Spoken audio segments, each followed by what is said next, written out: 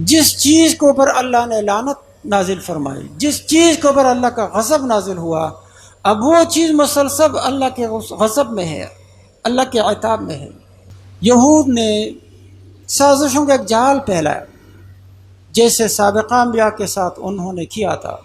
ہر نبی کو اپنی مرضی پہ لانے کی کوشش، یہ ان کی ایک خاصیت ہے، رذیلت ہے، ان کے اندر رذالت پائی جاتی ہے۔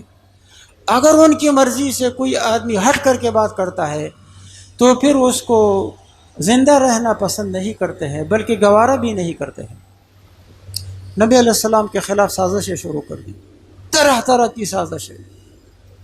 پہلے عربوں کو ملا کر کے قبائل کو بلایا، آئیے مل کر کے ہم احزاب کی شکل میں آ جائے، غزوہ خندق جن کو احزاب کہتے ہیں، سب عربوں کو بلایا، خفیہ سازش کے ذریعے سے نیست و نابود کرتے ہیں مسلمانوں کو تاکہ زمین ان سے پاک ہو جائے۔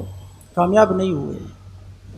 نبی پاک صلی اللہ علیہ وسلم کو زہر آلود گوشت کھلایا کہ تاکہ یہ ختم ہو جائے، مذہب ادھورا رہ جائے، کامیاب نہیں ہوئے۔ ایک دفعہ آپ علیہ السلام کو مصالحت کی بہانے سے بلایا، قلعہ کے دیوار کے نیچے جگہ بنائی، ایک آدمی کو اوپر قلعے کے فصیل پہ دیوار پہ بٹھایا تھا۔ جب آپ علیہ الصلوۃ والسلام یہاں بیٹھ جائے، چکی کا پارٹ اس کو دیا تھا کہ یہ ان کے سر پہ پھینکو۔ حضرت جبریل علیہ السلام تشریف لائے، اللہ نے آگاہ فرمایا آپ نہ جائے، یہ جگہ خطرناک ہے۔ تبوک سے واپسی پہ سازش بنائی گئی، ایک مشکل گھاٹی آ رہی ہے، اس میں انہوں نے یہ سازش بنائی، یہ چاہتے ہیں آپ کی سواری بدک جائے، آپ نیچے گر جائے، کھائی میں جا کے گرے۔ اللہ نے آگاہ فرمایا، حتیٰ کہ پھر سحر پہ آئے، عاصم بن لبید کی دو بیٹیوں نے باپ کے ساتھ مل کر نبی علیہ الصلوۃ والسلام پہ جادو کیا، طرح طرح کی سازشیں۔ اب نبی علیہ السلام کو مایوسی ہو گئی کہ ان لوگوں کے اوپر اللہ کا غضب نازل ہوا ہے، مغضوب علیہم ہے۔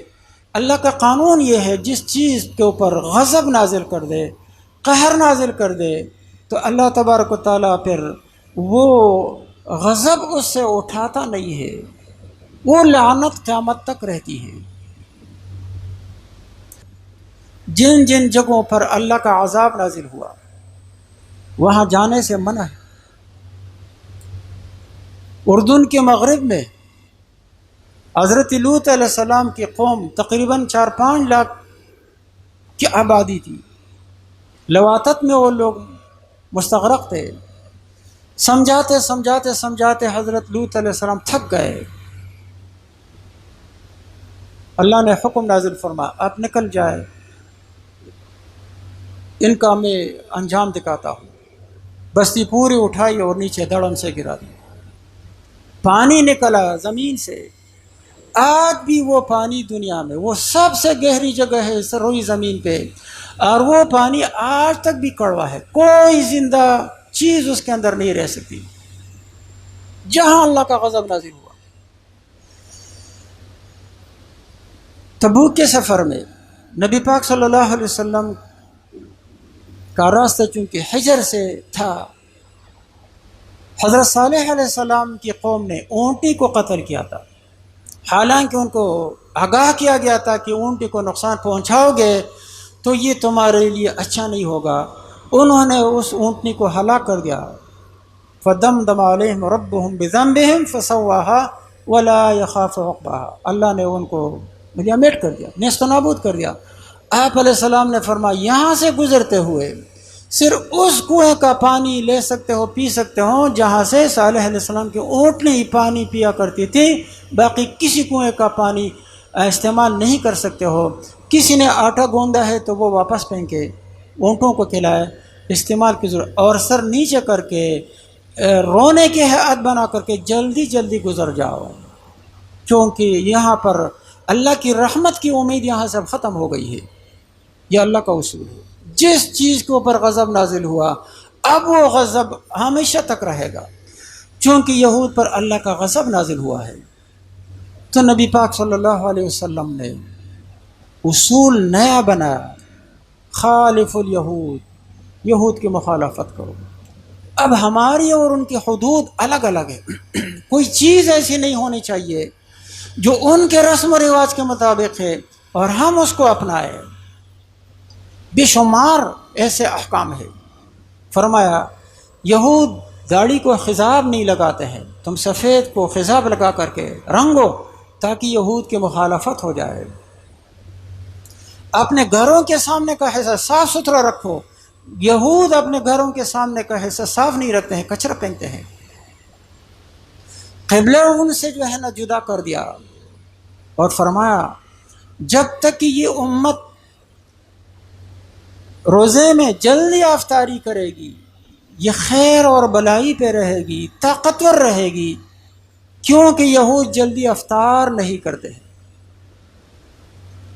علماء نے اصول لکھا ہے، مطلب یہ ہے، حدیث میں فلسفہ یہ ہے، جتنا آپ یہود اور کفار کی مشابہت سے دور بھاگیں گے، الگ ہوں گے، آپ کا سسٹم واضح طور پہ الگ ہوگا، آپ کا حلیہ، آپ کی وضاقتہ، آپ کا معاشرہ، آپ کے رہن سہن، آپ کے معاش اور آپ کی تجارت اور آپ کے فلاں عبادات جیسے جیسے کفار کی رسم و رواج سے مختلف یکسر الگ ہوں گی، آپ طاقتور رہیں گے، آپ کا رعب رہے گا ان کے اوپر، لیکن اگر آپ نے ملنے کی کوشش کی تو اللہ کی مدد آپ سے پھر وہ سلب ہو جائے گی۔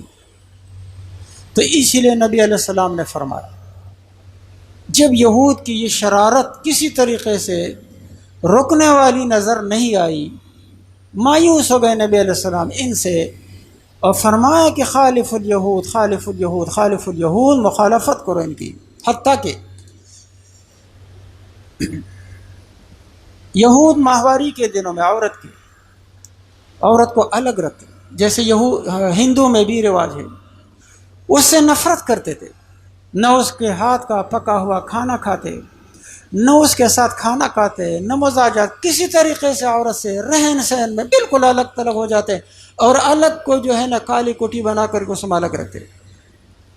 نبی علیہ السلام نے فرمایا اصنعوا کل شیء الا النکاح، ماہواری میں عورت کے ساتھ تم تمام معاملات ہو بدستور جاری رکھ سکتے ہو سوائے مجامعات کی، کیونکہ اللہ نے منع کیا ہے وَيَسْأَلُونَكَ عَنِ الْمَحِيضِ قُلْ هُوَ أَذًى فَاعْتَزِلُوا النِّسَاءَ فِي الْمَحِيضِ، حیضہ عورتوں کے بارے میں آپ سے پوچھتے ہیں ان کا حکم، تو آپ پوچھے کہ ان سے مجامعات سے دور رہو۔ فرمایا الا النکاح، مجامعات نہیں کر سکتے ہو، کھانا پکا سکتی ہے، کپڑے دھو سکتی ہے، اور شوہر کے ساتھ جملہ جو اس کے رسم و رواج ہے وہ تمام چیزیں، اس کا پسینہ پاک، اس کا لعاب پاک، کوئی چیز نہیں ہے ناپاکی کی۔ یہ کیوں؟ یہود کی مخالفت کرو، اصنعوا کل شیء الا النکاح۔ تو اسی لیے فرمایا اگر میں اگلے سال بقید حیات رہا، میں 9 کو روزہ رکھوں گا محرم کے، تاکہ یہود کی مخالفت ہو جائے، مشابہت ٹوٹ جائے۔ وہ ایک دن روزہ رکھتے ہیں عاشورہ کا، ہم 9 کو رکھیں گے، 9 10 کو رکھیں گے تاکہ ان کی مشابہت نہ ہو جائے۔ وہ 10 کی صبح سے شروع کرتے، ہم 9 کی صبح سے شروع کریں گے۔ عبادت تو نہیں چھوڑ سکتے ہیں کہ عبادت ہی نہیں کریں گے، روزہ ہی نہیں رکھیں گے، نہیں، لیکن ان کے طریقے پہ نہیں، اپنے طریقے پہ۔